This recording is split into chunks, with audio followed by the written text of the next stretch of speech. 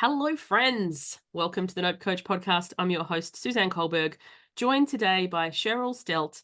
And this is particular for the women folk out there. I'm sure the men will get something from it as well. But, where you get to that point, you kind of done the things that you're supposed to do. Like you have maybe the partner and the 2.5 kids and the white picket fence and all the stuff, but you're just not feeling fulfilled and you kind of feel a bit stuck and like blocked about what to do next. Would you add to this scenario, Cheryl?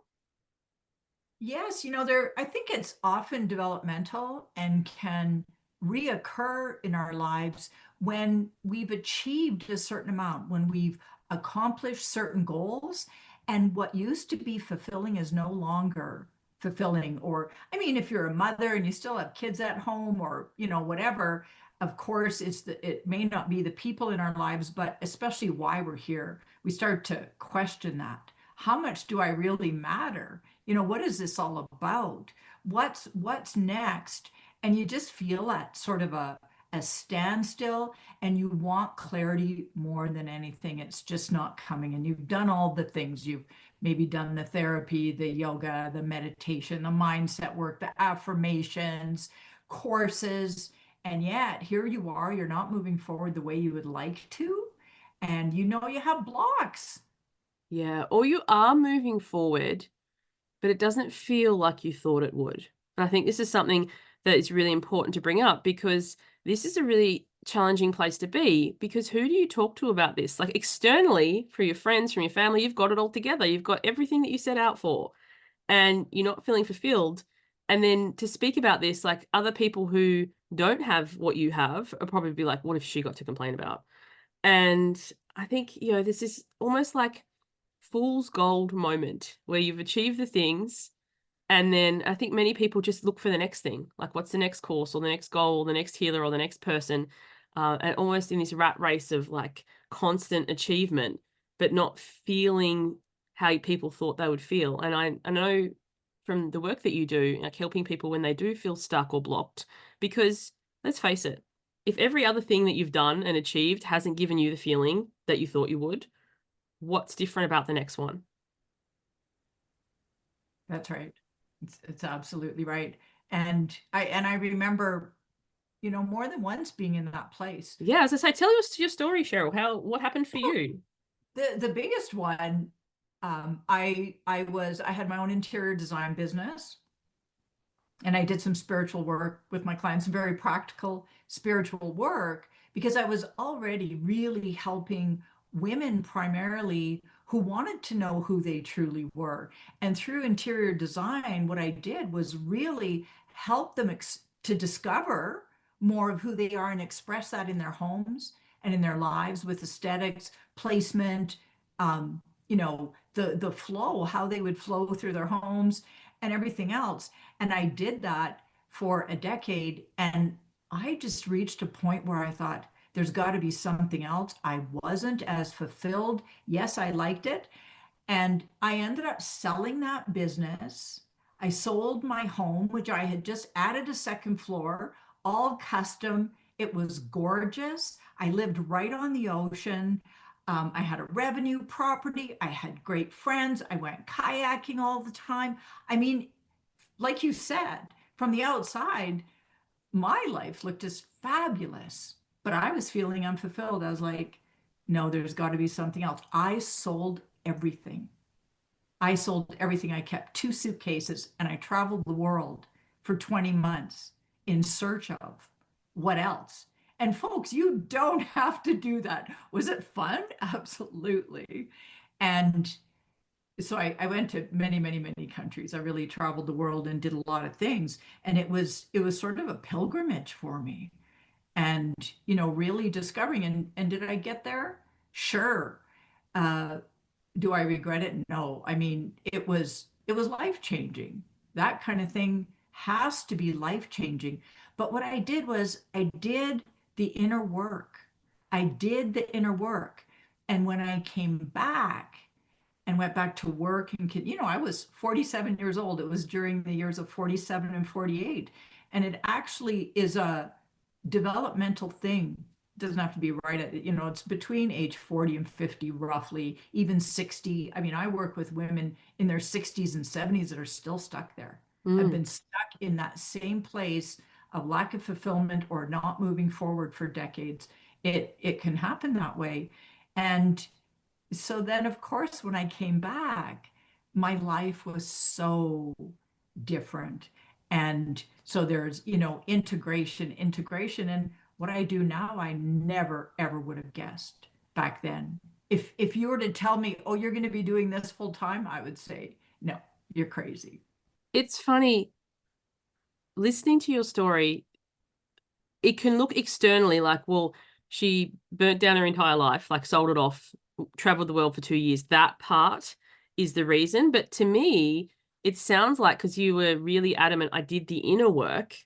And I wonder, like, how many of us feel called to do whatever our form of inner work is, meditation, journaling, there's so many things. But in our busy external pleasing, doing things for everybody else, meeting deadlines life, there's no time, oh, I don't have time for that. Or we don't see something from that straight away. So say I'm doing something external, I'm writing a blog post, at the end of the hour, publish, there's my blog post. Or if I'm tidying a room, like you said, you used to do interior design, if I'm redoing my room, at the end of that, I see something different. But when we do inner work, it doesn't look any different from the outside. And I wonder if that, I don't know, what do you think people's resistance is to doing the inner work? First, I want to say it can be very different that you do the inner work and you don't know what it looks like and you see yourself differently. I have to Mm. say that. So all my clients, especially it's like the clients I get now, boy, oh boy, we go deep. We go so deep and they all say, Cheryl, nobody goes deeper than you. So talk about inner work. No, we're going to go really deep. And then you say, oh my God, this happened. Oh my God, that happened. Oh my gosh, I said this. I never would have said that. Oh my gosh, people are finding me. All these great epiphanies. So it's first off, so your question, I'll go back to your question, but I had to throw that in there because it can be like that. And that really is how it is for myself and my clients. And so why are people resistant? We're afraid. We're afraid to discover who we truly are. We're afraid that all these norms that we fit into and all this conditioning and all these patterns, we're subconsciously afraid. And the world has sort of been constructed and is changing around we are all just so conditioned right out of the womb. We're so conditioned and we are oblivious to most of it. So doing the inner work helps us release that conditioning and become free people, truly free. And I see that to a certain extent in the world. I'm well, I'm into my 60s. So I've been around a long time. I remember what it was like to be in the 60s as a kid and into the 70s and all the changes that happened through the decades. And we've been heading in this direction, but it's really ramping up. And so if you're asking yourself, why am I here? Boy, oh boy, it's a good question. And so the thing is, though, whatever inner work you're doing, and it happens to me too, still, it's like, oh, what can I distract myself with? Especially with screens, hop on a screen, go onto social media, do a little online shopping. But as soon as I catch myself doing that, when it's not the time in my day to do that, and I don't have a lot of time in my day to do that, then I say to myself, self, what is it you don't want to feel? What is it you don't want to know? And it's like, oh, okay. Then I can go inward and it cuts right through the resistance. But so many people live their lives and we stay in in the norm of what's expected of us and everything else. And we go through the motions of this life. I love your point about we see ourselves differently. And I think that's the thing. If you've been living for external validation, for what other people think and what people, you've been doing all the things to keep the peace externally, but inside you're feeling unsatisfied, unfulfilled, stuck. and then you do that inner work to find that inner clarity, chances are it doesn't make sense to many other people. They're like, what on earth is she doing? Like, why is she suddenly, saying no to social engagements because she wants to meditate or going to a yoga retreat or whatever it is? Like, but the thing that you're doing isn't for anyone else. It's for you. You're feeling unfulfilled or stuck or whatever. And I think that there's kind of that tipping point or that balance, especially if you have things that you're required to do. Like if you work a job that you've got to turn up at a certain time, or you're in a relationship, or you're a mum. Like I'm just your thing. I was like, imagine if I said to my kids, "See ya, I'm going away for 20 months." They're too young. I'm joking, but like there is responsibility. So balancing that with meeting your own desires.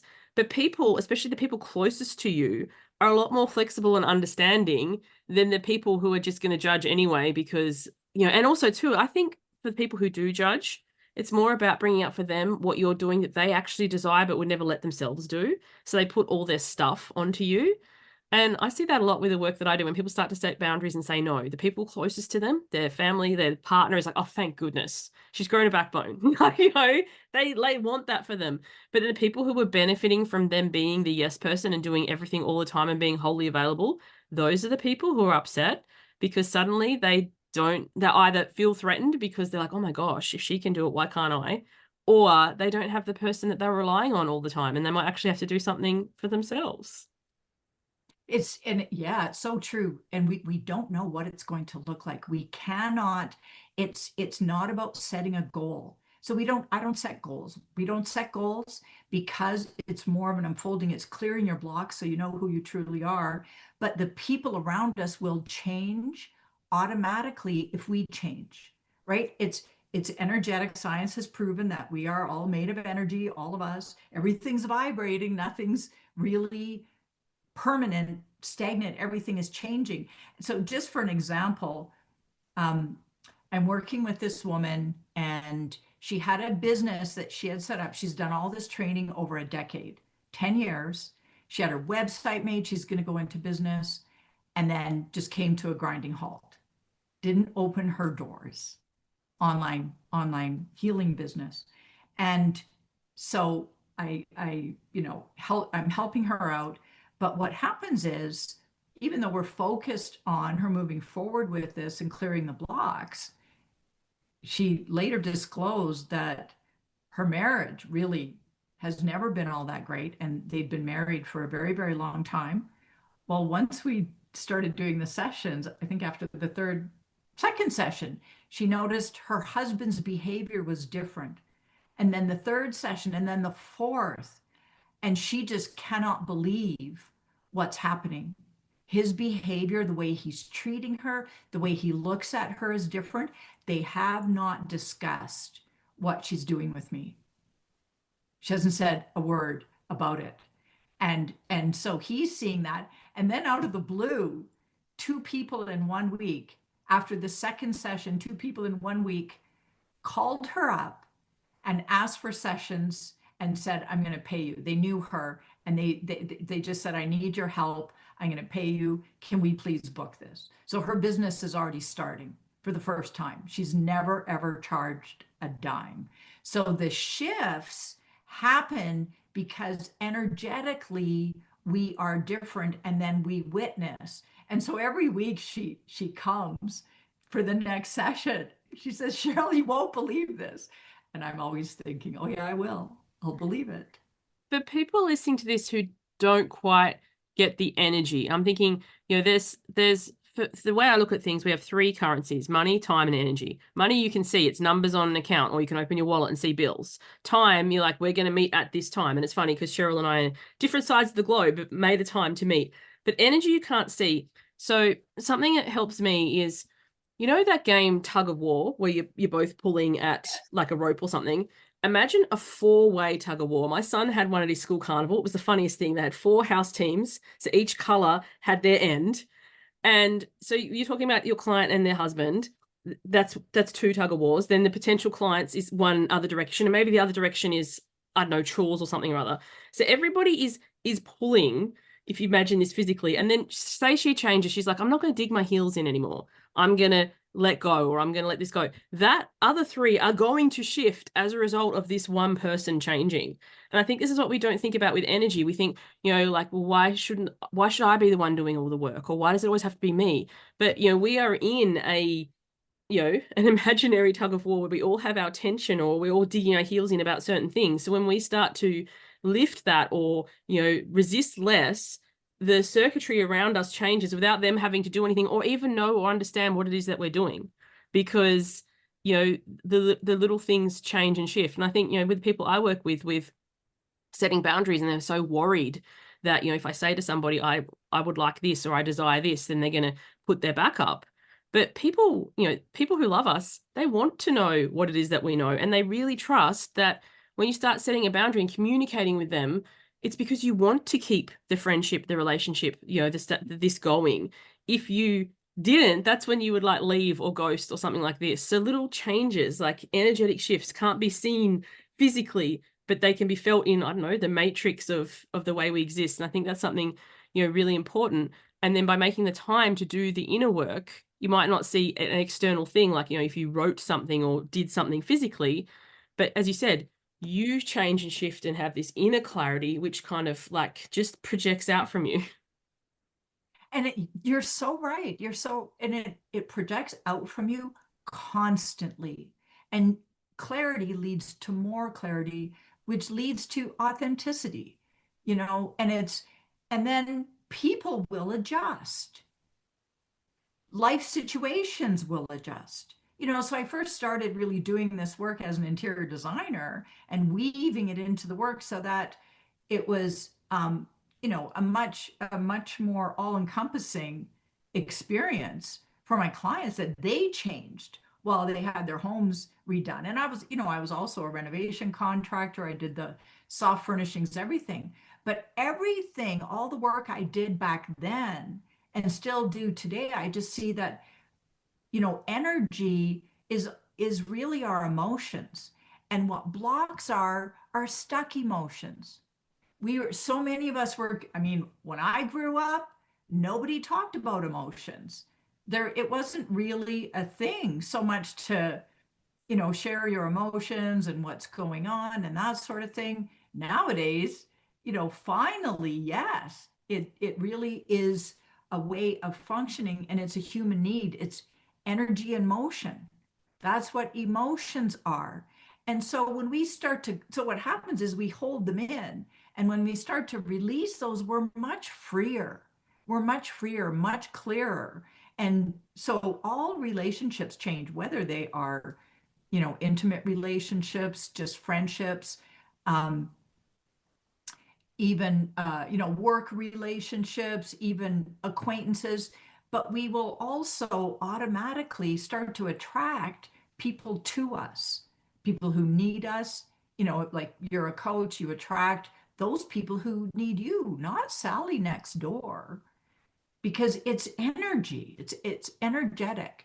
And uh, and then we start to gain the clarity. It becomes easier and easier on knowing how to move forward. It's just like all of a sudden we see, oh, I need to get this taken care of.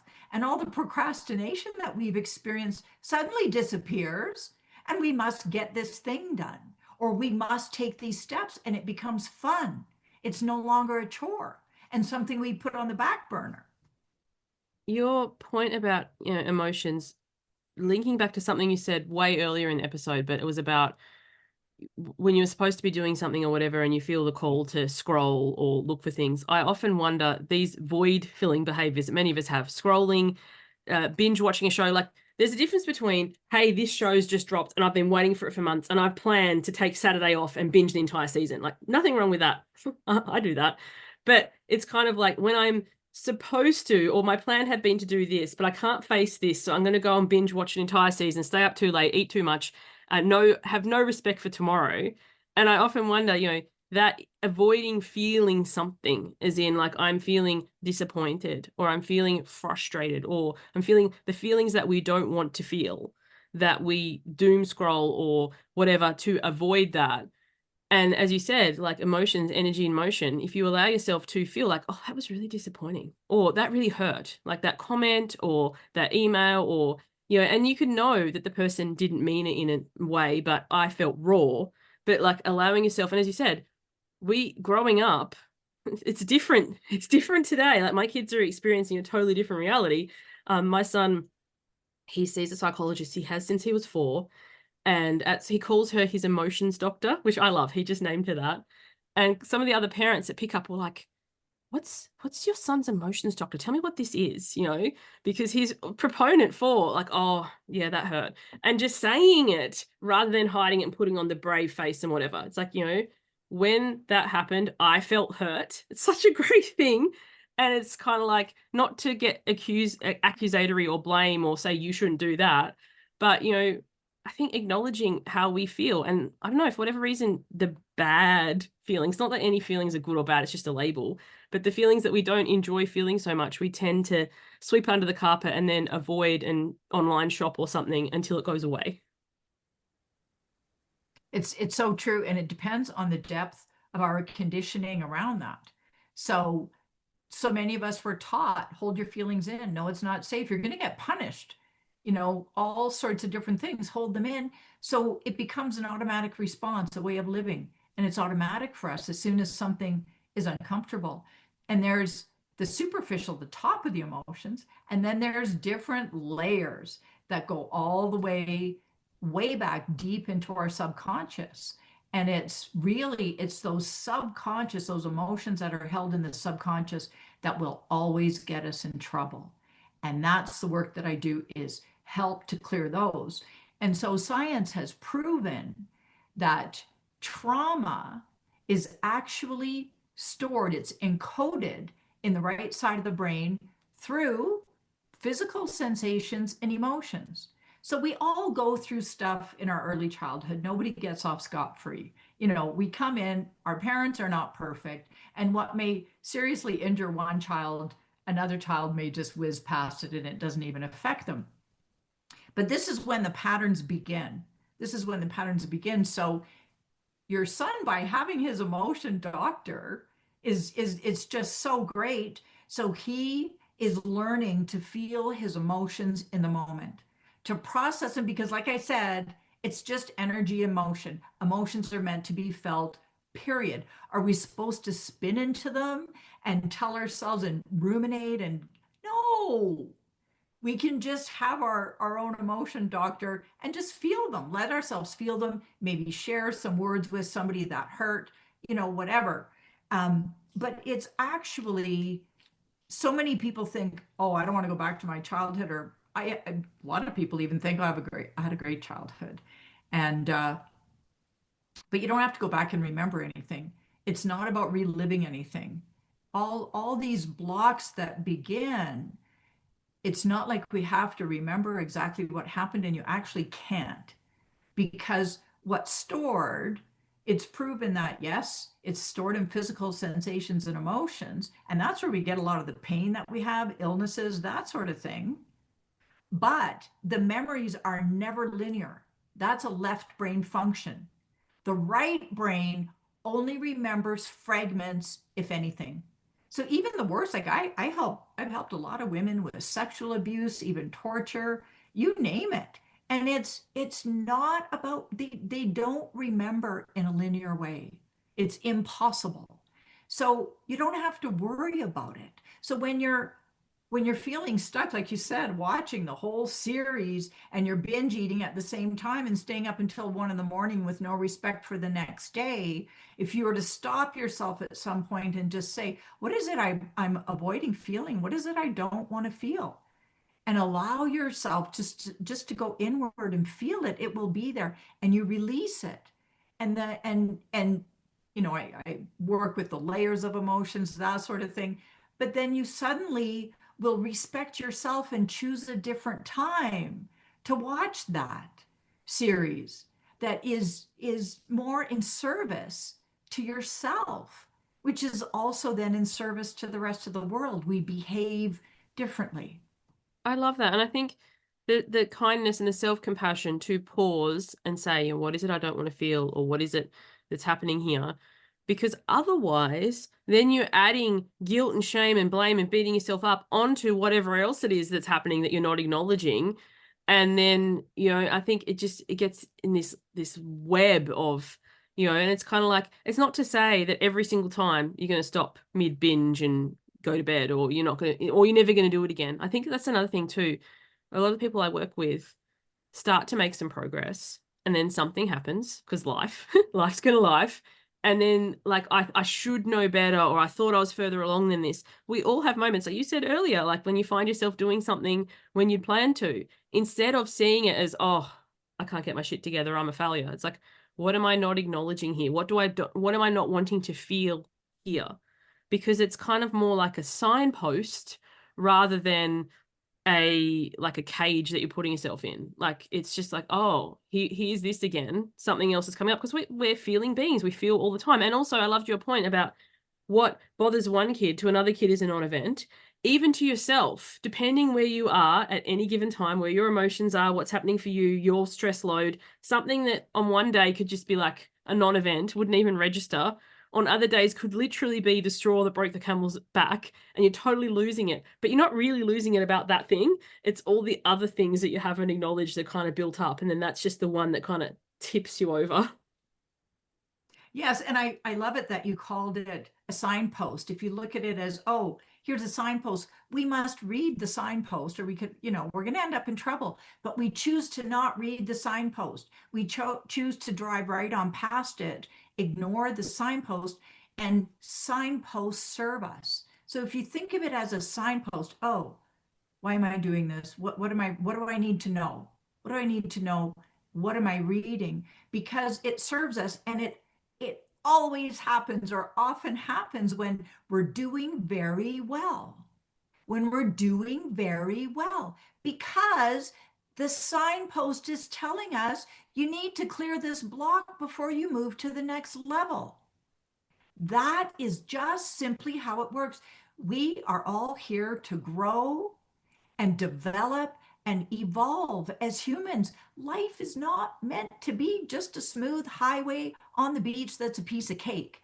It's not. That was sort of a strange analogy, but or Oh, description. I followed that.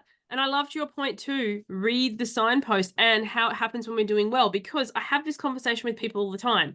They're like, I start to make the changes and do the inner work or whatever it is that they're doing, and I get to a point and I just sabotage it all. And it's like, it's because at that point, you're at a place that you could read it. You're starting to feel a bit better. You could pause and have a look. What does this say? What do I need to unpack here? Whereas when everything's in the shit, you couldn't read that. You wouldn't even see it. You'd be so oblivious. Like, if you're looking down at your feet, literally in a place where you're taking one step in front of the other, you're not even going to notice the signpost because you're looking down. But, when you're starting to feel better and do the work and stuff, and then, oh, this thing comes up because it's ready to be cleared, like, then you can feel it and heal it, or name it and tame it, or whatever, however language you want to put to this.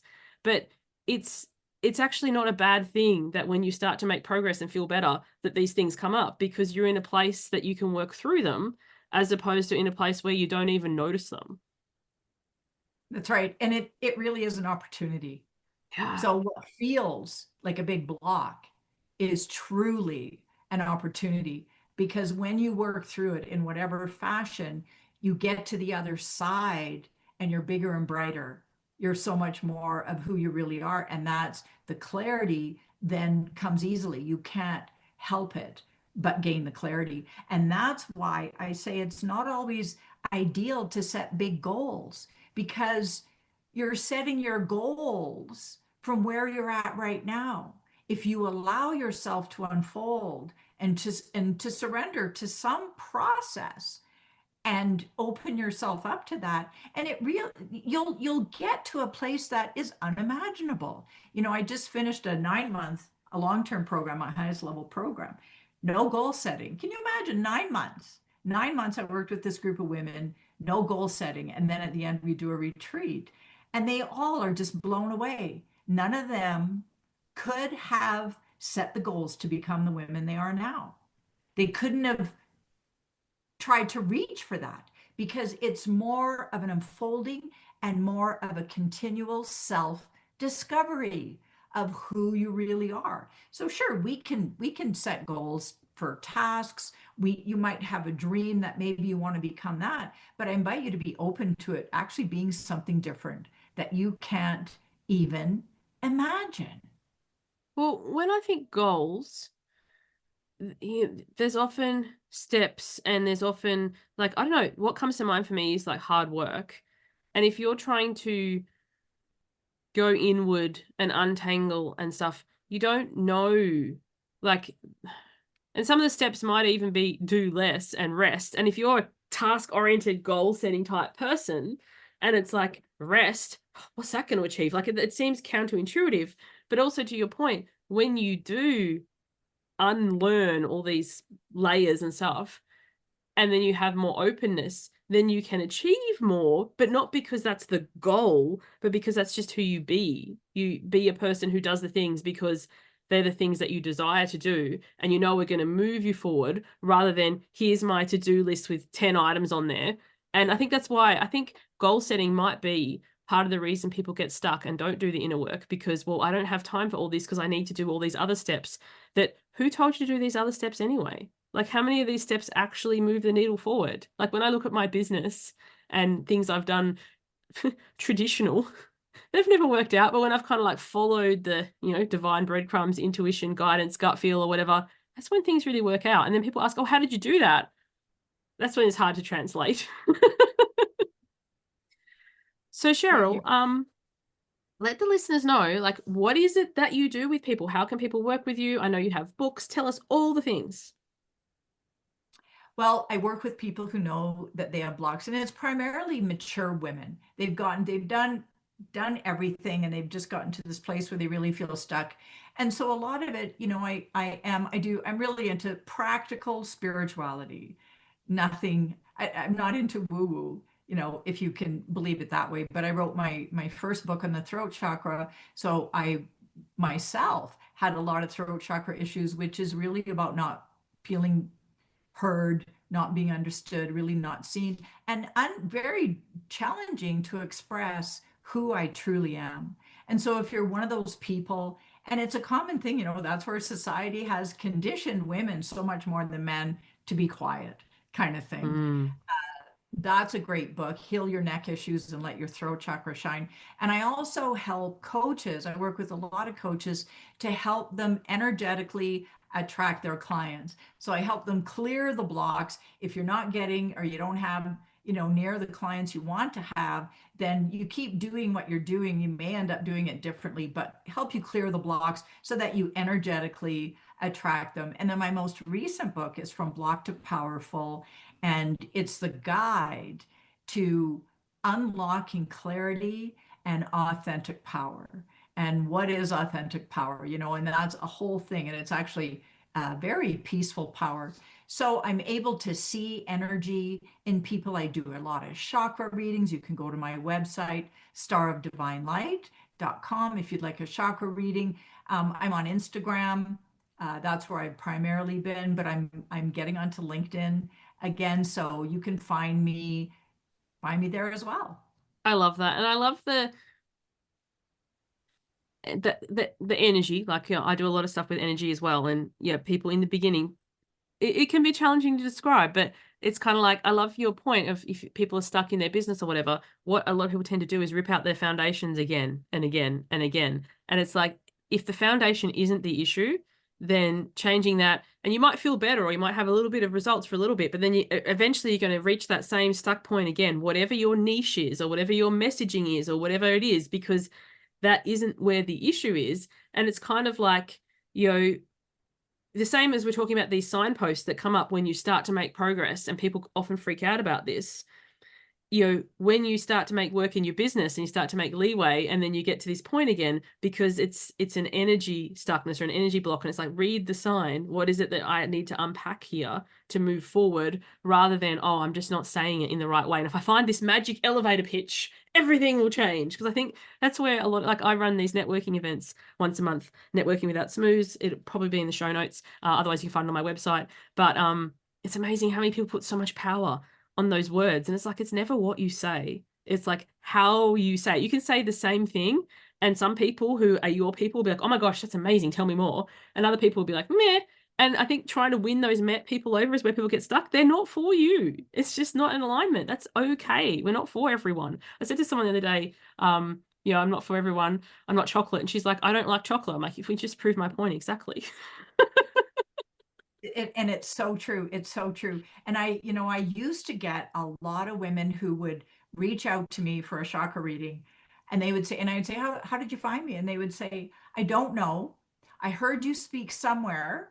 Oh, do you remember what I said? No, I don't remember what you said, but I knew I had to connect with you. And so I don't worry about what I'm going to say because it's energy, and there's a certain connection, and we all attract, and that's my client magnet program. I have the book, everything, and it's especially for people in business who just aren't getting the clients.